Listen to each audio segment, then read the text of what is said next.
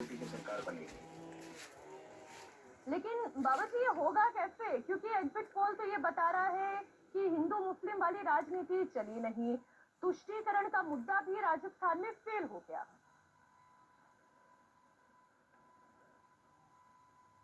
देखो, अब आपको बताएंगे तो 3 तारीख को ही परिणाम होगा।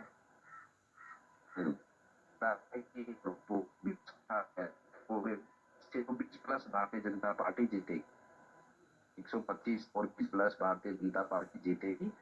और हो सकता है कोई चीजें आपका जी ठीक है आप बता रहे, लेकिन आपसे ज्यादा बाकी सब जो भी और सबने सर्वे किया है उसमें अधिकतर में भारतीय जनता पार्टी के साथ में सरकार बना रहे हैं। और केवल 2 नेटवर्क ने ऐसा विषय रखा कि उनकी से कांग्रेस की सरकार बन रही है, लेकिन बाकी सभी में भारतीय जनता पार्टी की सरकार बन रही है। बिल्कुल सर, अब ये देखिए बाबा जी, ये तो जो फीडबैक मिल रहा है उसकी फीडबैक के आधार पर ही अब ये एग्जिट पोल के नतीजे आपको दिख रहे हैं।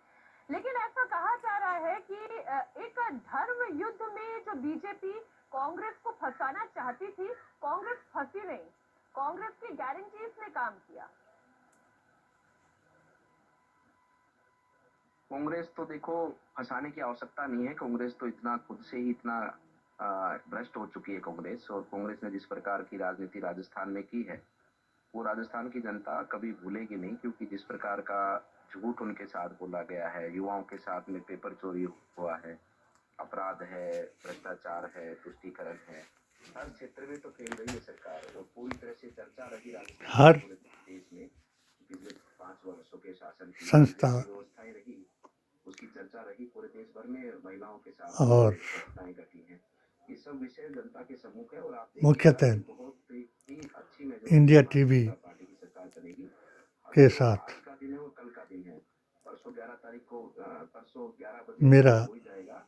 और जो हमने बात कही है उसमें 2008 आपको स्पष्ट ऐसा ही परिणाम से बाबा जी ये मुकाबला रहा राजस्थान में कि इधर से बीजेपी कि कहती है कि तुष्टीकरण हो रहा है, गणतंत्र से जुदा हो रहा है राजस्थान में, इधर से कांग्रेस कि कहती है कि हम तो सिलेंडर दे रहे हैं, हम तो फोन दे रहे हैं, हम तो भारतीय दे संविधान, रहे हैं।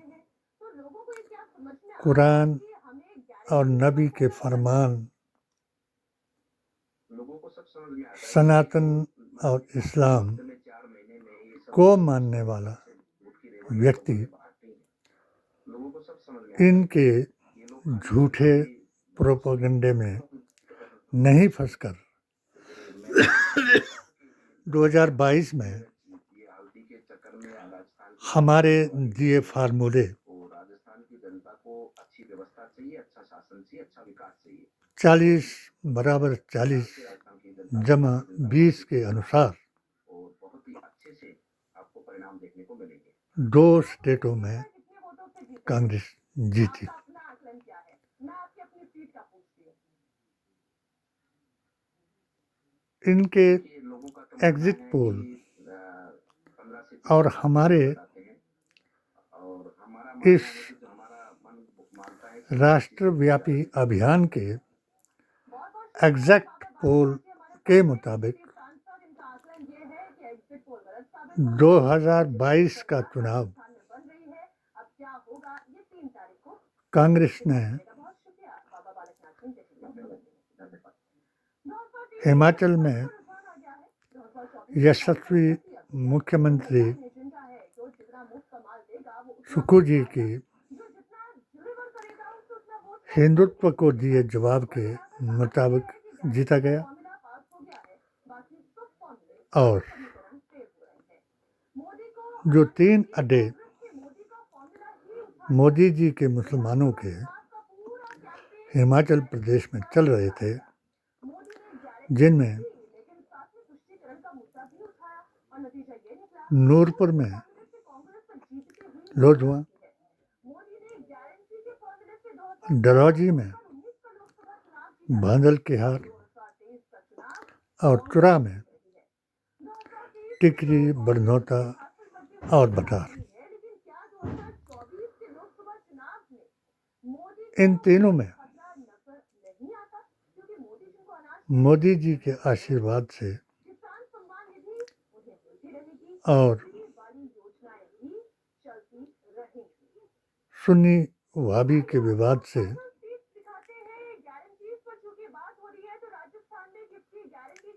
कांग्रेस चुनाव हारी और बाकी में हमारे फार्मूले के आधार पर कांग्रेस चुनाव जीती। 2019 में जब हमारे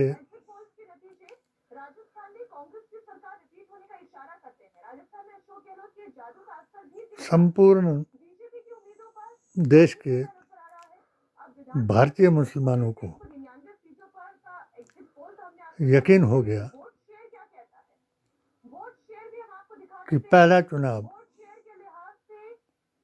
मोदी जी ने 3 साल से जीता। सबका साथ, सबका विकास और सबका विश्वास, इसमें कोई शक नहीं। और दूसरा चुनाव गांधी गोतर और गाय से जीता, जिसने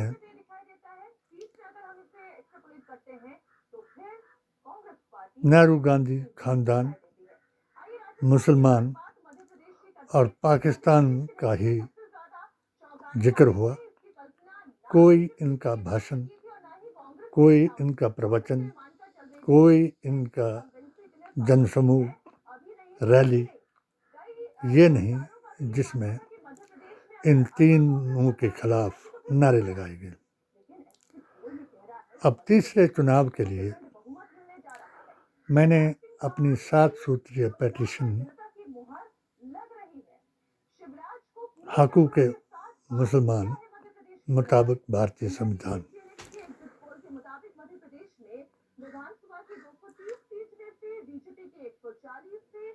के मुताबिक मैंने आर्टिकल 25 और सूरा निसा की 62 आयत के मुताबिक वेदंती जी महाराज, इंद्रेश जी और मोहन भागवत जी को बताया कि क्या चाहता है भारतीय मुसलमान। इसलिए ये तीसरा चुनाव मेरी पिटीशन के अनुसार 3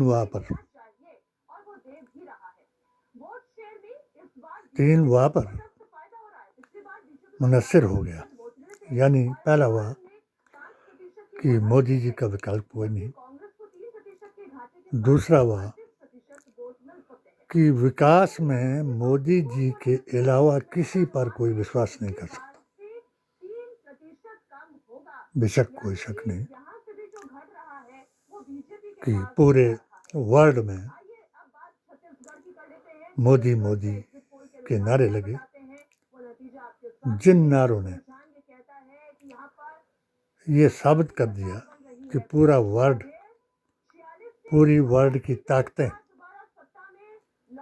मोदी जी के साथ क्यों हैं, वो आम आदमी इसको नहीं समझ सका, न हिंदू न मुसलमान। मोदी जी का एक वचन सर्वोपरि रहा कि ना हराम खाऊंगा ना खाने दूंगा, और दूसरा कि उन मुल्कों से कोई समझौता नहीं होगा जो उग्रवाद को बढ़ावा देंगे। यानी हम उग्रवादियों, अलगाववादियों, आतंकवादियों से कभी भी समझौता नहीं करेंगे। ये मुद्दा था मेरी पिटीशन के मुताबिक कि जिससे मोदी महान हो गए और हर मुल्क में मोदी मोदी के नारे लगने लगे। चुनाव 2023 में हमने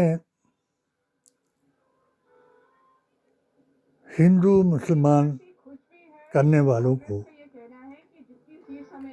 आज़ादी का इतिहास याद दिलाया। जफर से लेकर के आज हमारी ऑल इंडिया सूफी सुन्नी और सनातनी जमात की कुर्बानियों को याद दिलाया। ये बात हिंदू राष्ट्र बनाने वाला सहन न कर पाया और हमने 5 व्यक्तियों का नाम लेकर के एक HHAQ का YouTube चैनल चलाया और भारतीय मुसलमानों को किसने तुम्हें मुसलमान बनाया उनको तारीख़ इस्लाम बताया।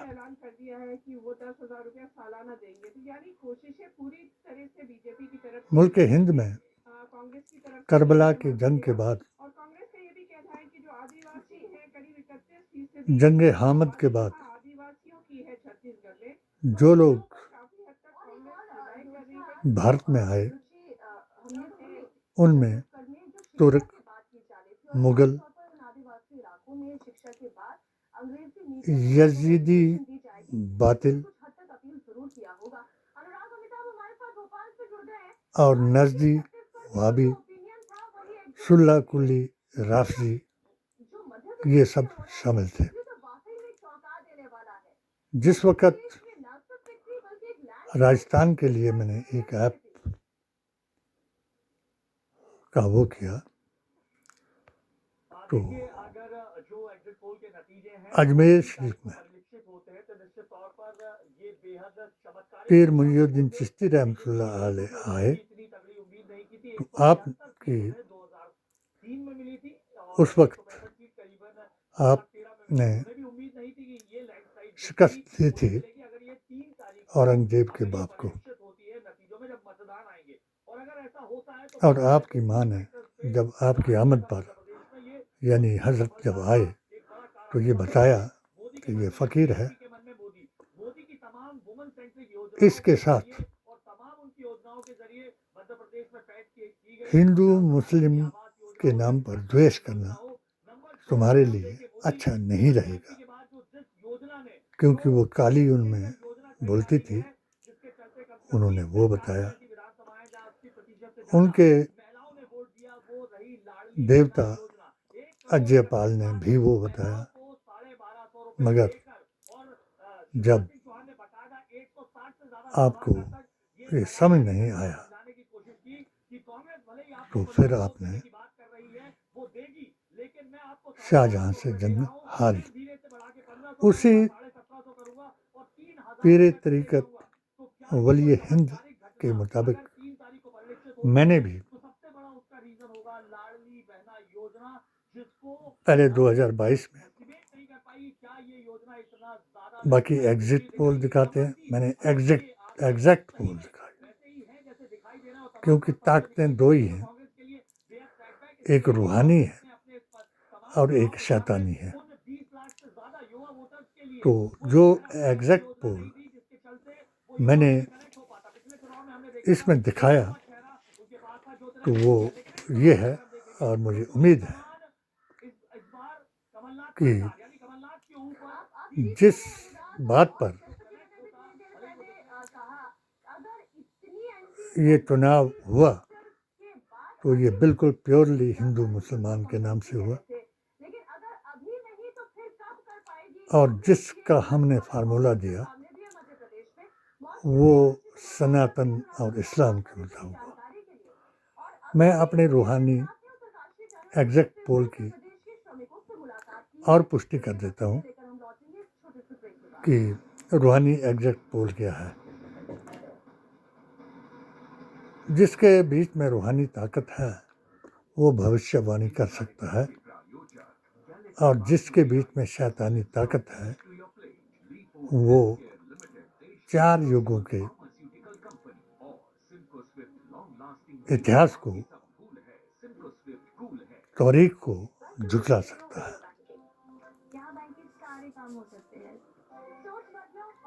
मेरी इस रूहानी पेशन गोई यानी एग्जैक्ट पोल के अनुसार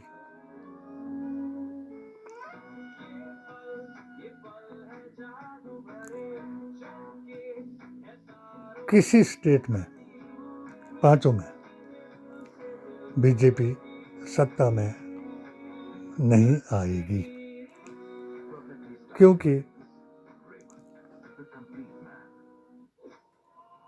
हिंदू और मुसलमान ने ये जान लिया कि वो कौन सी जमात है, पार्टी है जो हमें धोखे में रख करके हमारा आपसी सौहार्द, संविधान और जीने मरने का तरीका विषाक्त करके एक नफरत का पैगाम दे रही है, और कौन सा मोहब्बत का पैगाम दे रहे हैं। मेरी ऐप के मुताबिक जो लोग ये कह रहे हैं कि कांग्रेस पार्टी की जीत हुई, ये भी मेरे पेशन गोई के मुताबिक और भविष्य पुराण के मुताबिक वे गीता ग्रंथ और कुरान के मुताबिक सत्य ये है कि यदा यदा ही धर्मस्य ग्लानि, कि भारत में जब जब भी धर्म की हानि हुई तब तब कोई न कोई अवतार पैदा हुआ जिसने आगाह किया कि झुठलाने वालों का क्या हश्र होगा, और महाप्रलय हुई। इस्लाम, तारीख इस्लाम के मुताबिक कि जब जब भी नबी का अर्थ 72 जमातों ने नहीं जाना, वो रद्द हुई, और वो रद्द हुई जमातों ने इस्लाम को मशकूक किया। 2 बातें मैं अपने इस एग्जैक्ट पोल में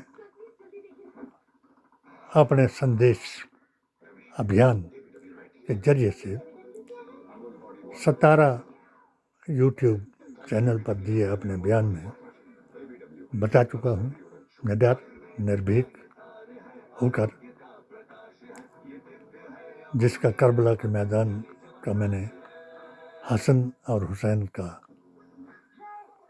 जिक्र किया, और उन्हीं के नाम पर मैंने इस सूफी, ऑल इंडिया सूफी सुन्नी संत सनातन की जमात का गठन किया। 5 स्टेटों की मैं स्थिति बताने के बाद ये आंकलन लगाया कि बद अकीदा जमातों ने जिस तरीके से तेलंगाना में ओवैसी की जमात ने, और इसके अलावा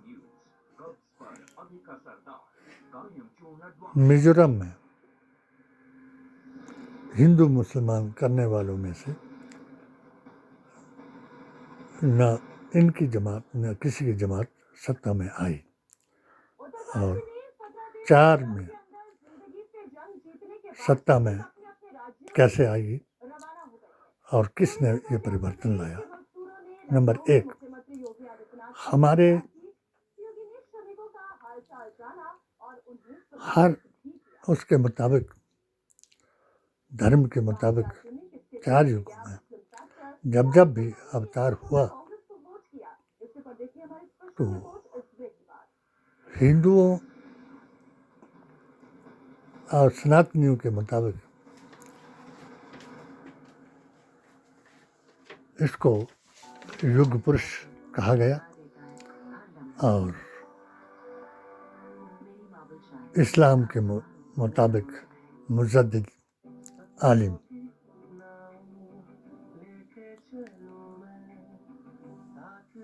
ये मुजद्दिद आलिम से मुताबिक उस अवतार से इसका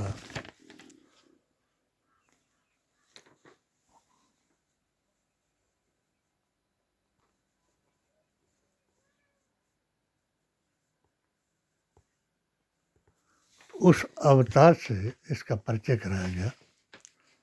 तो मेरे अपने अनुमान के मुताबिक राहुल गांधी महात्मा गांधी अवतार हो चुके हैं और कन्हैया कुमार सरदार पटेल अवतार हो चुके हैं और खड़गे जी अंबेडकर अवतार हो चुके हैं और प्रियंका गांधी इंदिरा गांधी की आंधी है। इनमें इमरान प्रतापगढ़ी और अजहरुद्दीन उनके रास्ते पर हैं जिन्होंने 1939 में जिन मुसलमानों ने सैयद हाशमती मौलाना के अनुसार अंग्रेजों को जवाब दिया कि आतिउल्लाह व रसूलिही व उलिल अम्रि मिनकुम अर्थ अंग्रेजों की अतायत करना नहीं है, इसलिए हम सनातन और इस्लाम का एक पैगाम दुनिया को देंगे और भारतवर्ष को पाश्चात्य संस्कृति से आज़ाद कराएंगे। जिस संस्कृति का नाम उन्होंने गंगा जमनी तहजीब रखा और इसी तहजीब ने भारत को आज़ाद कराया। 1949 में जब कुछ लोग ऐसे थे जिनका दिल पाकिस्तान में चला गया और धड़ यहाँ रहा, उन लोगों ने इस्लामिक तंजीमों पर अपना अधिकार जमा करके इस्लाम की तौहीन कराई, क्योंकि वो नबी का अर्थ नहीं जानते थे। नबी का अर्थ है गैब को जानने वाला और गैब का अर्थ है कुरान को समझने वाला। गैब कुरान है, उसको समझने वाला जो है वो नबी का शहदाई है। मगर हिंदू मुस्लिम कराने वालों ने किराए पर उन लोगों को लेकर के, जिन लोगों ने देश तोड़ा और भाई भाई को एक नफरत के पैगाम से गिरफ्तार कर दिया और हिंदू राष्ट्र बनाने के एजेंडे को जाहिर कर दिया। और मेरी इस भविष्यवाणी के मुताबिक कि भारत हिंदू राष्ट्र नहीं, अखंड भारत बनेगा, क्योंकि वो पीरे तरीक़त वली हिंद का 1.25 लाख औलिया ये दुआ करेगा कि जो लोग हमासी, तालिबानी जैसी सोच के नजदी, वहाबी, बातिल, राफ्जी की सोच से इस्लाम को बदनाम कर रहे हैं, वो अखंड भारत बनाएंगे, क्योंकि वैसे ही लोग अफ़गानिस्तान में, बांग्लादेश में, पाकिस्तान में, पीओके में, कश्मीर में उस घड़ी का इंतज़ार कर रहे हैं कि जब कोई इंदिरा जैसी सोच वाली प्रधान बन जाए और ये भारत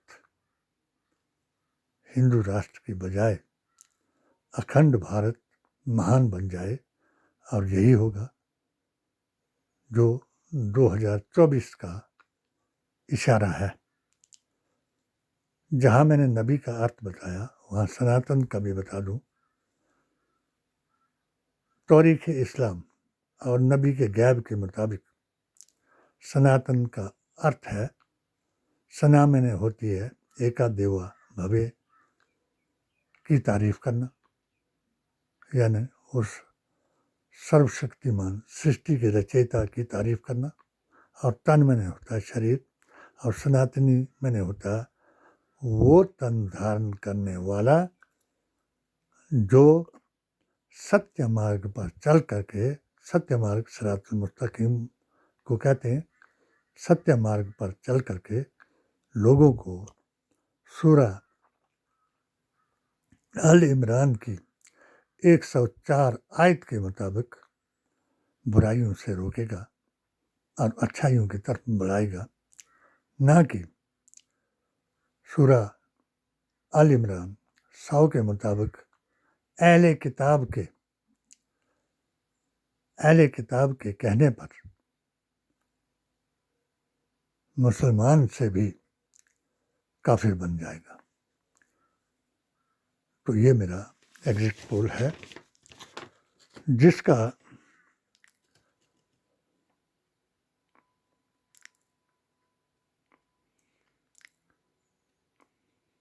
दो 2013 के बाद भारतीय हिंदू और मुसलमान चुनाव के मुद्दे और रुझान धन, धर्म और धमकी से बदला संविधान, बेचा ईमान और हिंदुस्तान, सनातनी का अर्थ हिंदू बताया गया, और पंचतन पाक वाला मुसलमान बातिल यजीदी, नजदी, वहाबी और राफजी, सुल्ला कुली के मुताबिक अच्छा मुसलमान बताया गया, जो मोदी जी का खास बन गया। और जो कानून मोदी जी ने बनाए, लव जिहाद, 3 तलाक, मुद्दा हलाला, धर्म परिवर्तन, उनको तोड़ने का शरेआम ऐलान कराएगा। छत्तीसगढ़ में 508 करोड़ का महादेव ऐप कांग्रेस को बदनाम करने के लिए कामयाब नहीं हो सका, और मध्य प्रदेश में 5 गारंटी और काम लाडली का प्रचार और हिंदुत्व का जो मध्य प्रदेश है वो हिंदुत्व का गढ़ है और उनकी अपनी जितनी भी कार्यशाला है आरएसएस की वो भी मध्य प्रदेश है और अमित जी का जो प्रभाव है वो भी मध्य प्रदेश में है। यहाँ अगर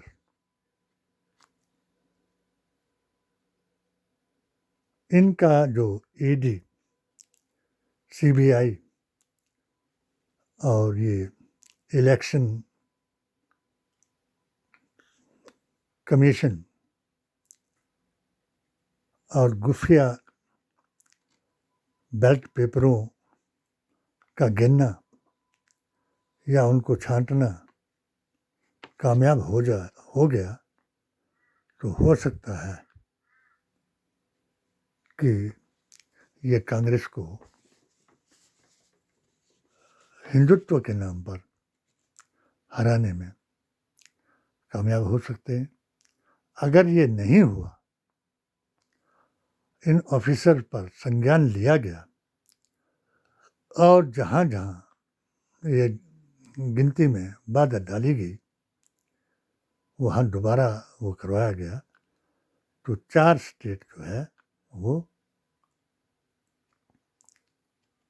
जीतेगी कांग्रेस। इसके अलावा तेलंगाना में ओबीसी को मुसलमानों ने पहचान लिया और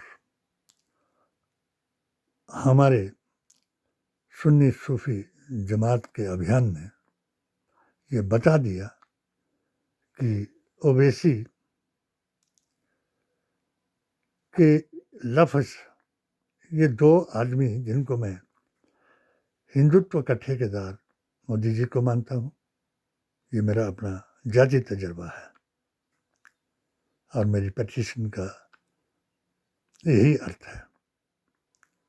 हिंदुत्व के ठेकेदार मोदी जी हैं और मुसलमानों के ठेकेदार जो ओबीसी जी बने थे, तो इन दोनों का कांग्रेस को नीचा दिखाने के लिए राहुल गांधी को बुरा भला कहने के लिए सबसे बड़ा कांग्रेस को वॉकओवर मिला। कारण ये है कि इन दोनों को लोगों ने पहचान लिया कि अगर इनकी बात को माना जाएगा तो हिंदू मुस्लिम जो है वो आपस में भिड़ करके ही मर जाएगा। उनको बचाने के लिए लोगों ने, अपने आप को बचाने के लिए, संविधान को बचाने के लिए लोगों ने इन दोनों की बात को नहीं माना। इसलिए तेलंगाना में भी बीजेपी को शिकस्त मिलेगी। मिजोरम की बात मैंने कर दी, वहाँ ये दोनों पार्टियां नहीं आ सकती। 3 जो इन्होंने राजस्थान हारा कन्हैया कुमार की फोटो को दिखा करके, मध्य प्रदेश हारा इन्होंने इसको हिंदुत्व का गढ़ बता करके और आरएसएस की कार्यशाला बता करके,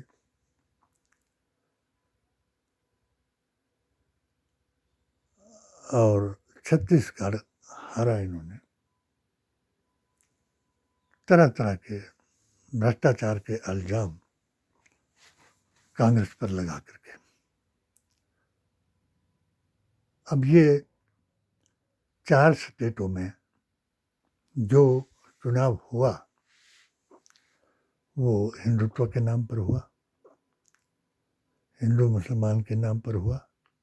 यहाँ तक कि जो गद्दार मुसलमान हैं उन्होंने बरेली और देवबंद को बदनाम करने के लिए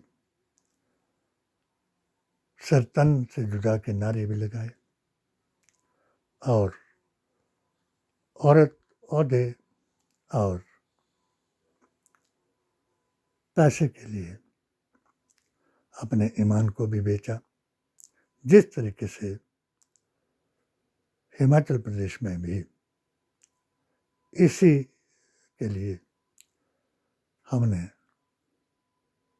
3 अड्डों से जो इन्होंने राजा वीरभद्र सिंह को धोखा दिया था, पहला अड्डा इनका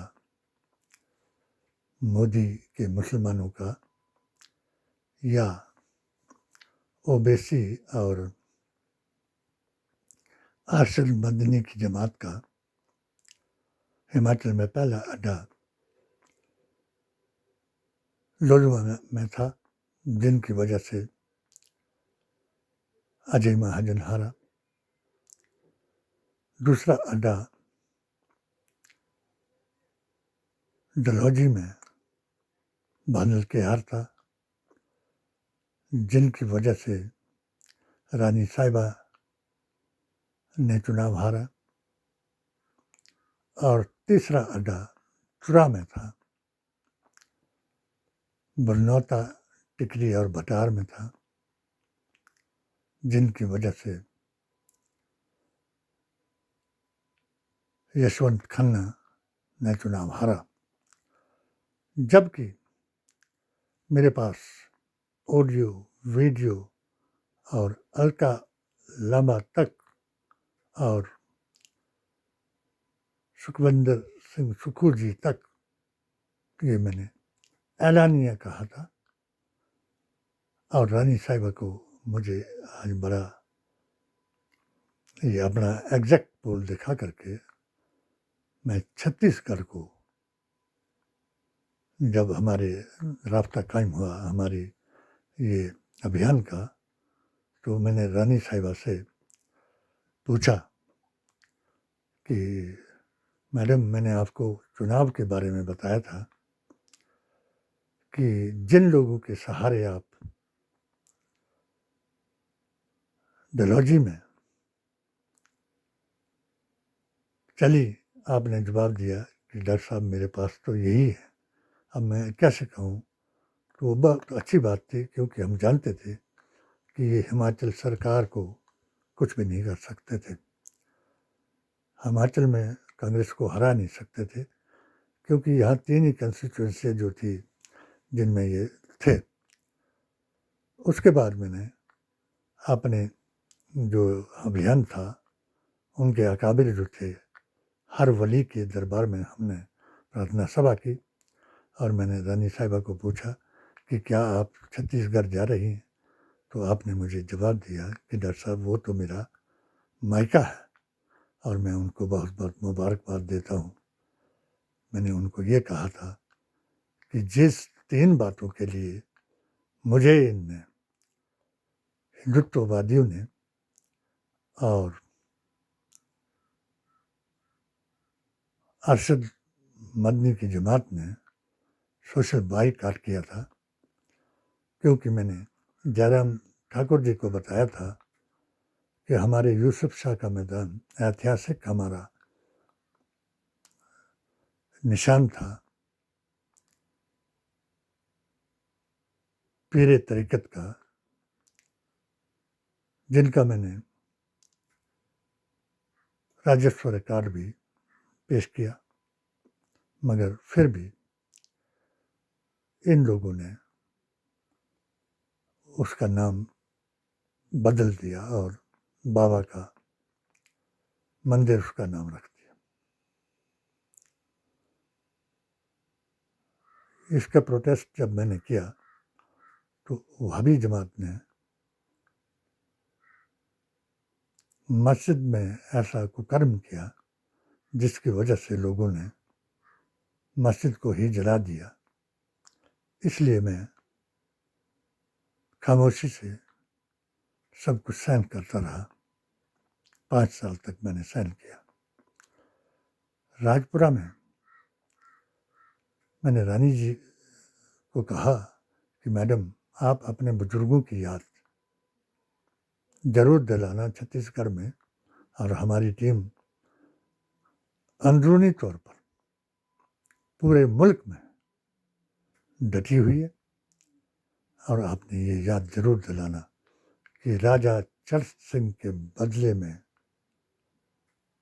बलि होने वाला, राजघराने को बचाने वाला, हिंदू मुस्लिम सौहार्द को बढ़ाने वाला वो दाता साईं जमाल शाह था, जिसकी वजह से हमारा हिमाचल और हमारा छत्तीसगढ़ से और सभी वलियों से जो रिश्ता है वो कायम करने वाला ये था। इनका जिक्र जरूर करना, और उसकी मुबारकबाद में रानी साहिबा को दूंगा 3 तारीख के बाद। जिस सुखविंदर सिंह सुक्खू जी का हमने मॉडल पूरे भारत में दिया कि हिंदू बहुल इलाके को अगर मोदी जी का एजेंडा गुप्त नहीं जीत सका तो पूरे भारत में कैसे जीतेगा। इनके मॉडल से हमने सबको जगा दिया। हमारा एक ही ध्येय है कि सत्ता में जहाँ भी आएगी तो कांग्रेस आएगी, और कांग्रेस जो है ये न समझे कि पार्टी की वजह से उनकी जीत हुई। पहला प्रस्ताव जिस वक्त हमने ऑल इंडिया सूफी सुन्नी जमात का गठन किया तो हमने पहला प्रस्ताव कांग्रेस को दिया था कि बहुत सा बलिदान नेहरू खानदान ने दिया, सोनिया ने बलिदान दिया था। जिस वक्त सिखों को कांग्रेस के खिलाफ कराया गया, बदनाम कराया गया, इंदिरा गांधी की हत्या में जाति के ऊपर ये इल्ज़ाम लगाया गया, तो इससे बड़ा बलिदान कोई नहीं हो सकता कि जब सोनिया